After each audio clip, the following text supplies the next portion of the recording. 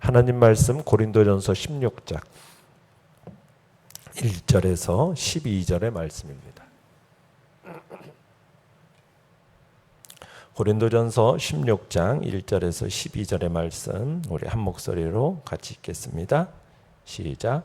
성도를 위하는 연보에 관하여는 내가 갈라디아 교회들에게 명한 것 같이 너희도 그렇게 하라.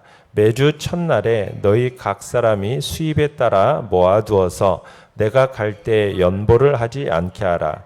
내가 이를 때 너희가 인정한 사람에게 편지를 주어 너희의 은혜를 예루살렘으로 가지고 가게 하리니 만일 나도 가는 것이 합당하면 그들이 나와 함께 가리라.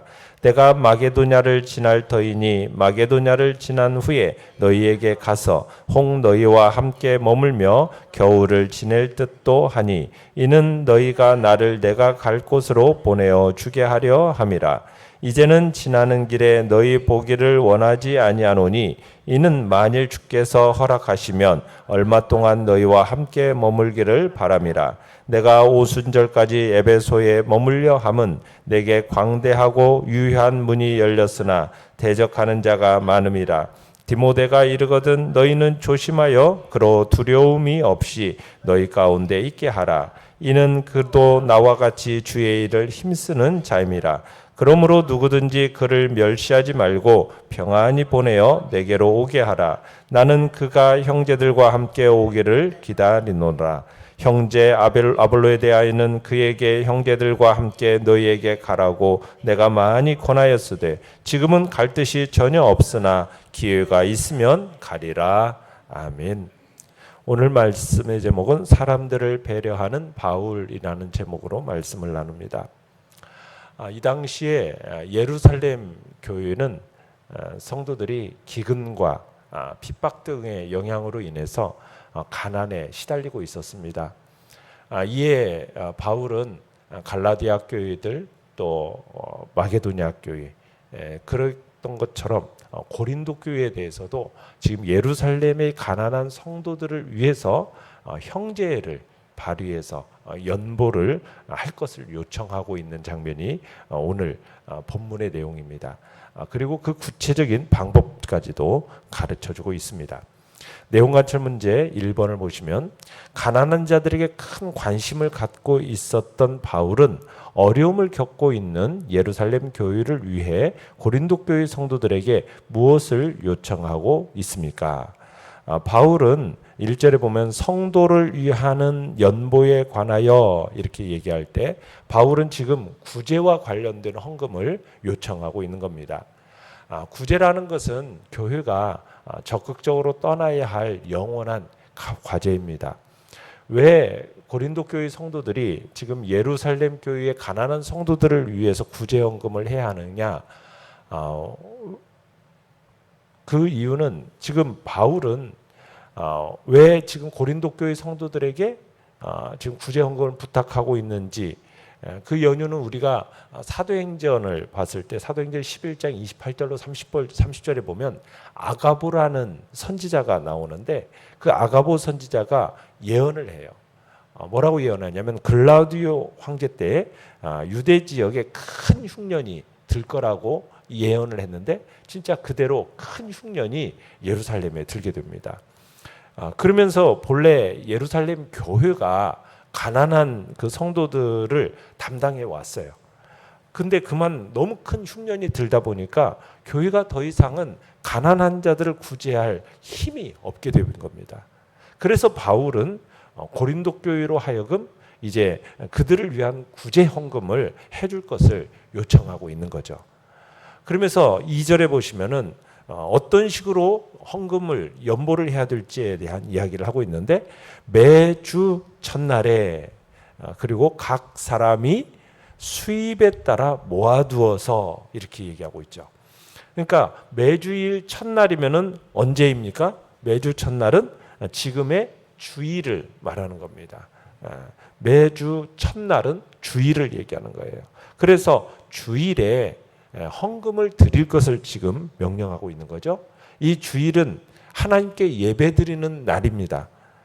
주일은 일주일 동안 열심히 일해서 얻은 것들을 또한 주님께 바치는 날이 또한 주일인 거죠. 우리 예수님께서 내 보물이 있는 곳에 내 마음도 있다 말씀을 하셨죠. 그러니까 우리가 예물을 드릴 때, 하나님한테 헌금을 바칠 때에는 그냥 물질만 드려지는 게 아닙니다. 누가 사람에게 드리는 거, 어떤 기관에 드리는 게 아니라 예물, 헌금이라는 것은 하나님께 드려지는 거예요. 근데 하나님께 무엇이 드려지는 겁니까? 우리의 마음과 뜻과 정성과 땀과 이걸 드리는 거예요. 그러니까 물질에는 뭐가 들어있는 겁니까? 우리의 땀이 들어있고 눈물과 마음과 정성이 들어있는 거예요. 그 물질을 통해서 하나님께 우리의 그 마음을 드리는 거죠.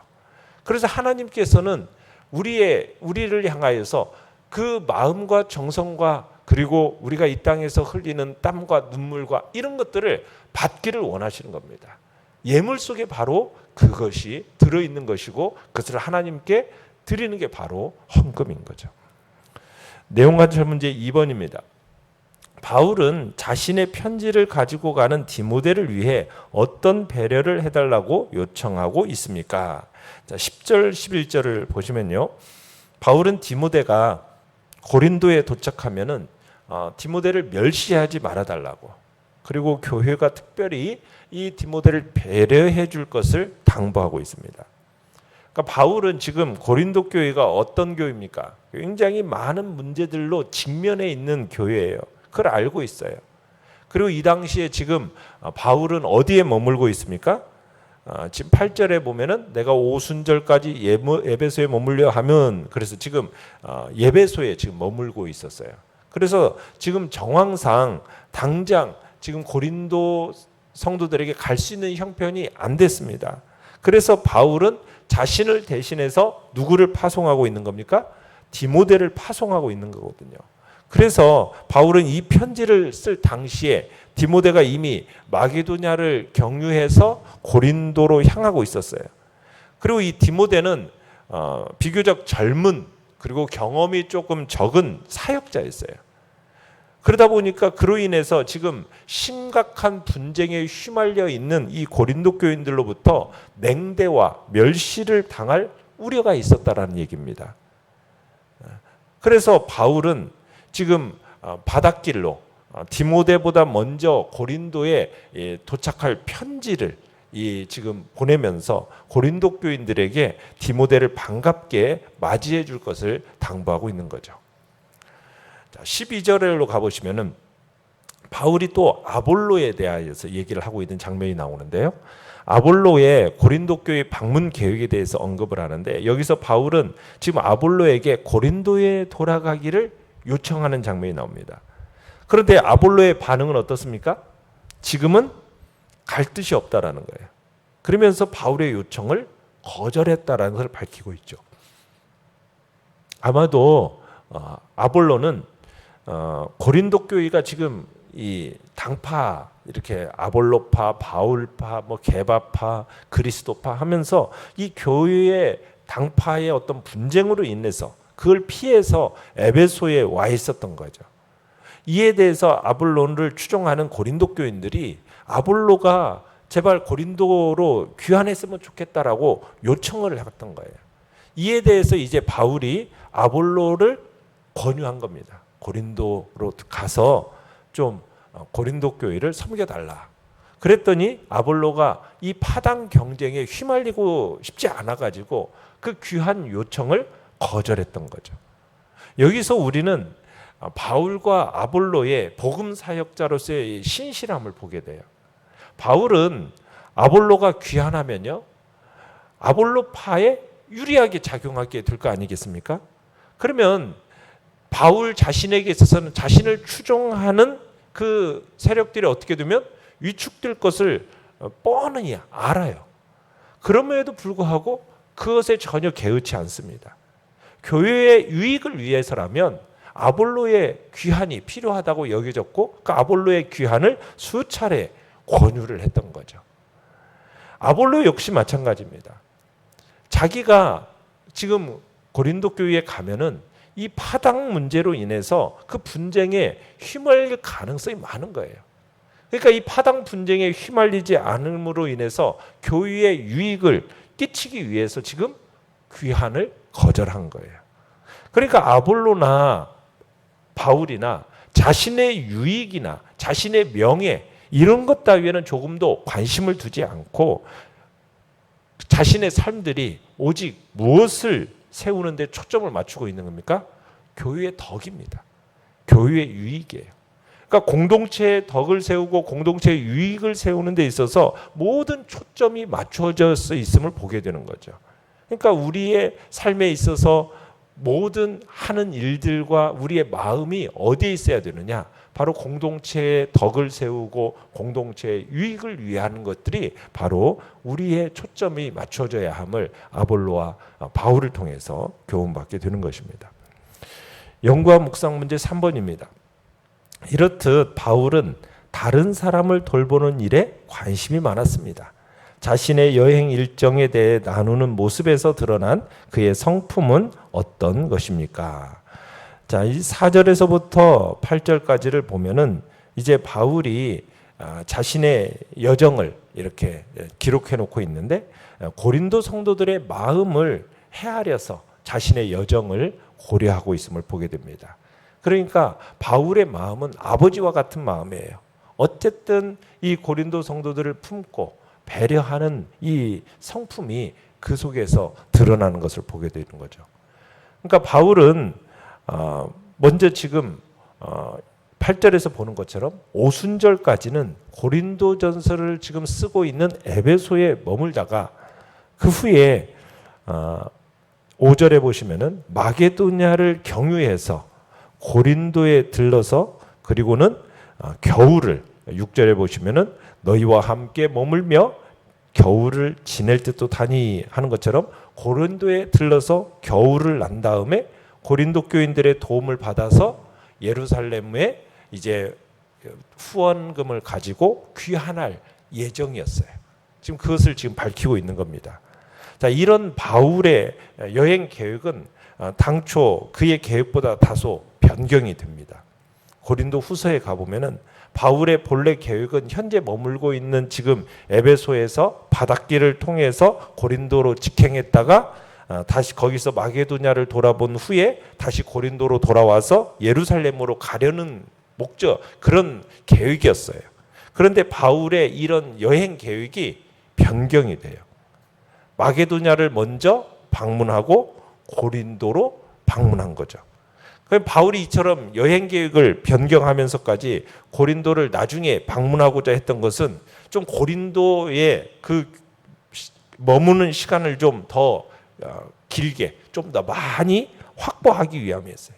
왜냐하면 고린도 교회가 지금 많은 문제로 인해서 지금 굉장히 어려움 가운데 있었기 때문에, 그 문제를 안고 있었기 때문에 어쨌든 바울은 고린도를 그저 지나는 길에 들르는 정도가 아니라 좀 그곳에서 겨울을 나면서 고린도 교회의 문제를 해결하고자 했던 거죠. 그런데 이런 계획이 또다시 일부 변경이 되면서 바울이 훗날 이제 고린도에서 바로 예루살렘으로 간 게 아니라 다시 마게도냐를 거쳐서 예루살렘으로 가게 됩니다. 그러니까 바울을 해하려는 음모가 있었기 때문에 결국에는 이런 여행의 계획들이 수정되어지게 된 거거든요.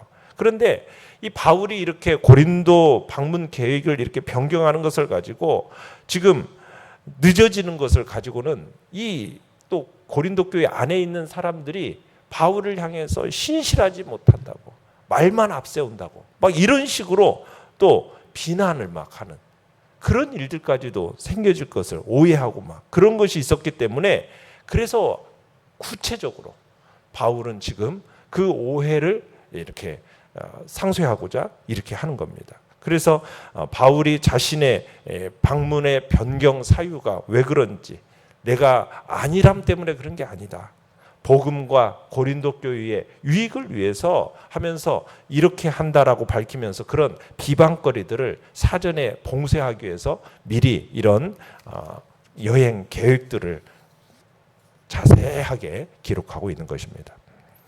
느낀 점 4번입니다. 문제를 대처함에 있어서 단호하고 원칙에 엄격한 바울의 모습과 본문 말씀에서처럼 사람들의 마음을 배려하는 바울의 모습은 어떤 느낌으로 다가옵니까? 그러니까 바울은 고린도 성도들을 권면하는 데 있어서 또 분명한 원칙 하에서, 그리고 우리가 고린도전서를 보았지만 또 질서를 아주 중요하게 생각하고 그 엄격하게 질서를 세우는 것을 우리가 보게 돼요. 그러면서 오늘 본문에서 보면은 그 바울의 마음 속에 이 고린도 교인들을 향한 아버지와 같은 마음, 그래서 어쨌든 그들을 품고 배려하면서 그들에게 여행 계획들을 소상하게 알려주고, 또 디모데의 마음을 헤아리면서 함부로 멸시하지 말고 좀 잘 대해줄 것을 이렇게 얘기하는 이런 장면들을 볼 때 그 사람에 대한 배려의 마음이 바울의 마음 속에 항상 존재하고 있음을 보게 되는 거죠. 바로 이게 이제 바울은 공의와 사랑의 성품을 가지신 예수 그리스도의 마음을 품고 있음을 보여주는 겁니다. 이게 좋은 본이고 귀감이 되는 거죠.